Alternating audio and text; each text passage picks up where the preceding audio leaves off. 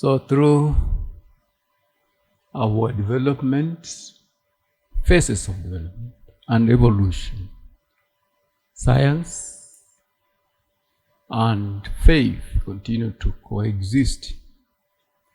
And many believe that, we do believe that scientific discoveries do not contradict the existence of God, but actually support the idea that there is a divine creator.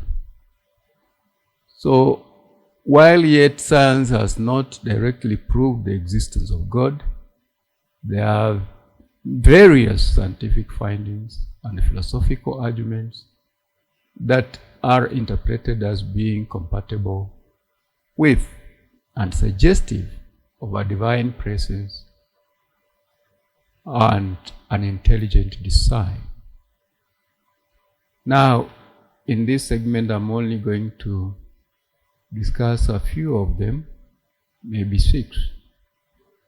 And then in the next segment, I will expand the discussion. So the first that science has proved over the years is that there is a fine-tuning of the universe. That the universe appears to be finely tuned for life. That the physical constants of nature that we see, like the force of gravity, the charge of the electron, the cosmological constant, are so precisely balanced that even light, even a slight or minimum deviation would make life impossible. The argument is that this fine-tuning points to an intelligent design. And the odds of these constants being set by chance are astronomically low. So the very perfect and precise order of existence in the universe indicates to you that there is somebody who is more intelligent than yourself, than me, than all of us, and who has worked out a way, the formula, that in the vastness of all things in existence, there is fine-tuning in the universe that appears to conclude that God exists. Now, philosophical relevance of this is that even we have often cited evidence that the universe conditions are not the result of random chance, but of purposeful design. Now, this line of thought is associated with the argument from design, also known as teleological argument, which suggests that the order and the complexity of the universe is evidence of a creator. That things are caused, that whatever is in the existence did not just imagine, but was caused into being by God. The next argument that science has advanced is that of the Big Bang theory, that suggests that the universe had a definite beginning around 13.8 billion years ago. Now, this one is a theory that has reached, some people understand it, others don't. It appears vague, it seems to hold, it's purely for children in school. But all the same, is an argument that science has put forward. And this notion has it that the universe had a beginning. And this aligns with the concept of creation, which is present in many religious traditions. So, some theologians and scientists view the Big Bang as consistent with the idea of a creator who brought the universe into existence. Now, the idea that the universe had a beginning lends support to the idea that there may be, that there may be there may have been a first cause, something that initiated the creation of the universe. And the cosmological argument proposes that everything that begins to exist must have a cause. And if the universe began to exist, it too must have a cause, which men argue is God. So God caused the universe to exist. Another scientific advance that we may want to look at is the DNA and the complexity of life.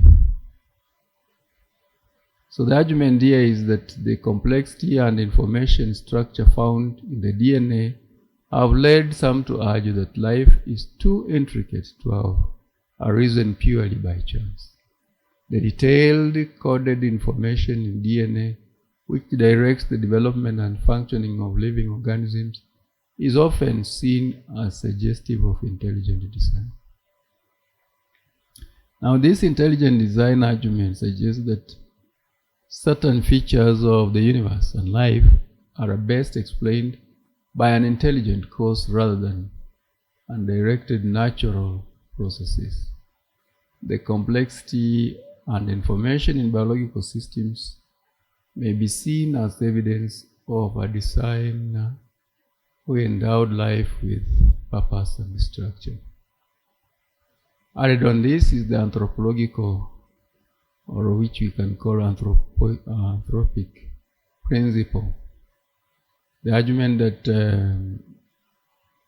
suggests that the universe is uniquely suited for human life, and that the conditions necessary for life to exist are so precise and improbable that it seems as though the universe is specifically structured for the emergence of life, especially human life.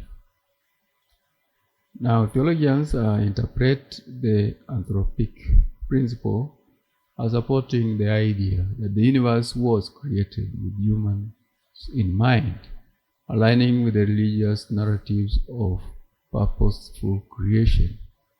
It can be used to argue that the apparent suitability of the universe for life suggests intentional divine.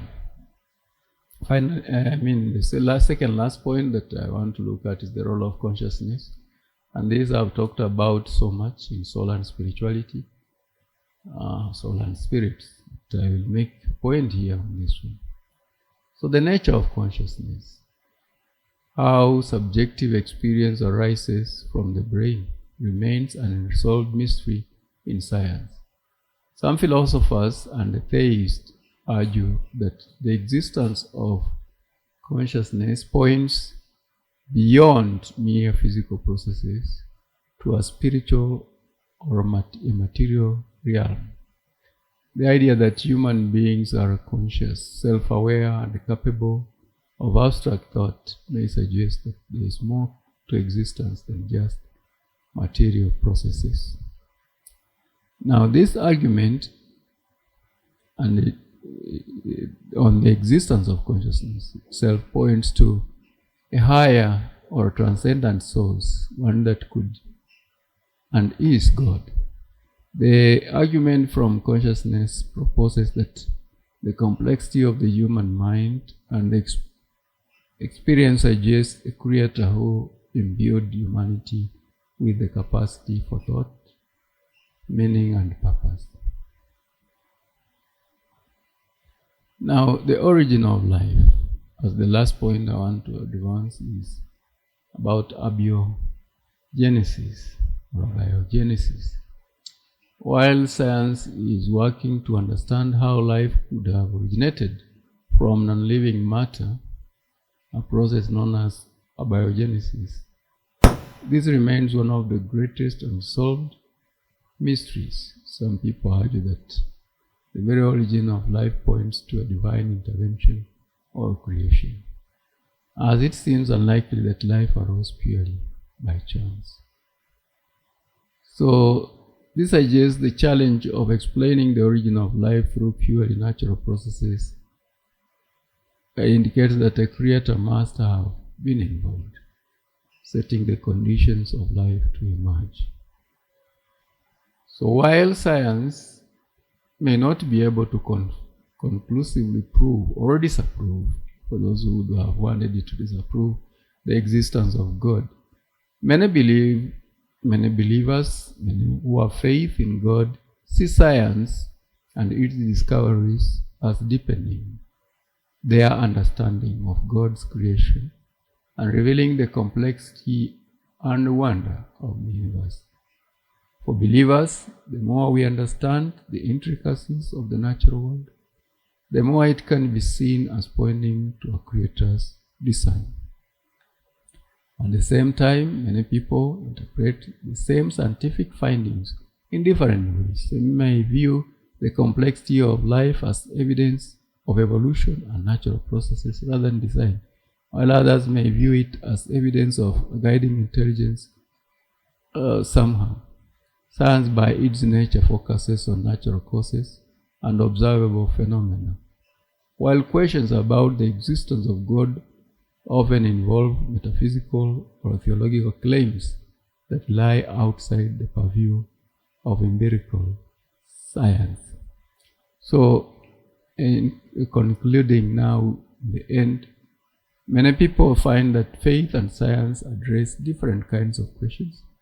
Science explores how the world works, while faith often seeks to answer why we exist and what our ultimate purpose is. Both can coexist for many people, and for some, scientific discoveries only reinforce their sense of awe and wonder at the possibility and the reality of a divine creator.